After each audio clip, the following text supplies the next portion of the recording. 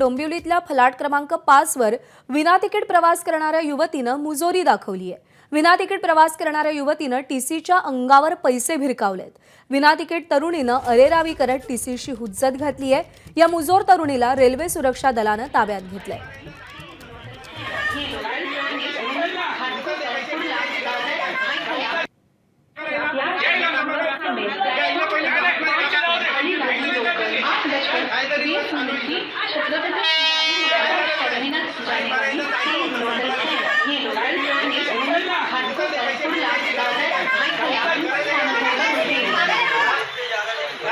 सुरेश काटे आपले प्रतिनिधी सध्या आपल्या सोबत आहेत। सुरेश, आधी विना तिकीट प्रवास करायचा, नंतर मुजोरी दाखवायची, काय घडलं नेमकं? प्रज्ञा, सकाळी 8:30च्या दरम्यान डोंबिवली स्टेशनवरील प्लॅटफॉर्म क्रमांक 5 वरील घटना आहे।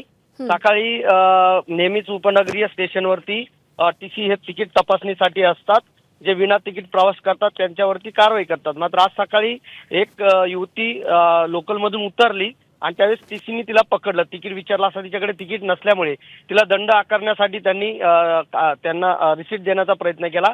त्यावेळी ती जी युवती होती तिने जे पैसे त्या टीसीच्या अंगावरती भिरकवले आणि त्यांना अरेरावी आणि काही शिवीगाळ देखील केलेली आहे।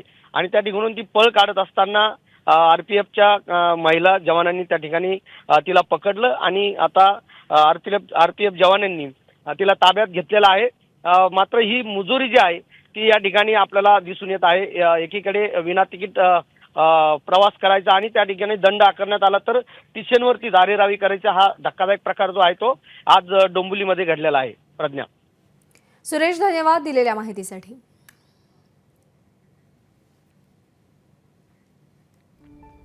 बातम्यांचा वेगवान आढावा आपण पुढे सुरू ठेवूया।